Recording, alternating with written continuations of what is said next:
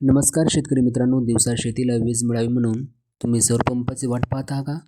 तर तुमच्यासाठी एक मोठी बातमी आहे. महाराष्ट्र सरकारने मागेल त्याला सौर कृषी पंप योजनेअंतर्गत नवीन अर्ज घेण्यास सुरुवात केली आहे.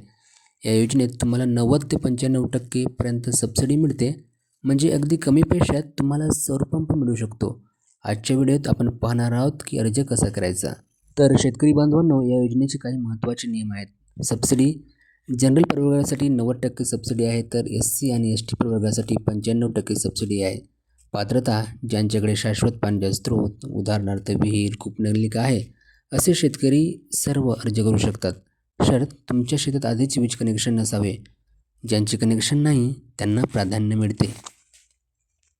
अर्ज करताना ही कागदपत्रे तयार ठेवा. 7/12 उतारा, नवीन 3 महिन्यांच्या आतील, आधार कार्ड, मोबाईल लिंक असावा.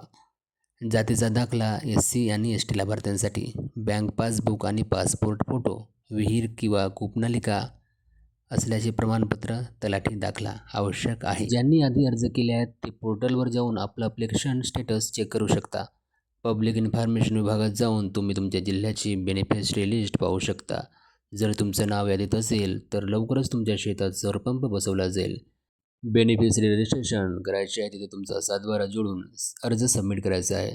अर्ज मंजूर झाला की तुम्हाला मोबाईलवर मेसेज येईल. त्यानंतर तुम्हाला तुमचा वाटा जो आहे तो त्या ठिकाणी भरायचा आहे आणि फॉर्म सबमिट करायचा आहे.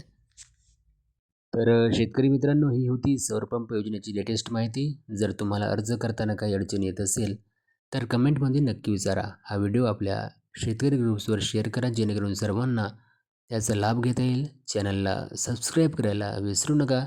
सदैव तुमच्या सेवेत मराठी माहिती वेब यूट्यूब चॅनल. धन्यवाद.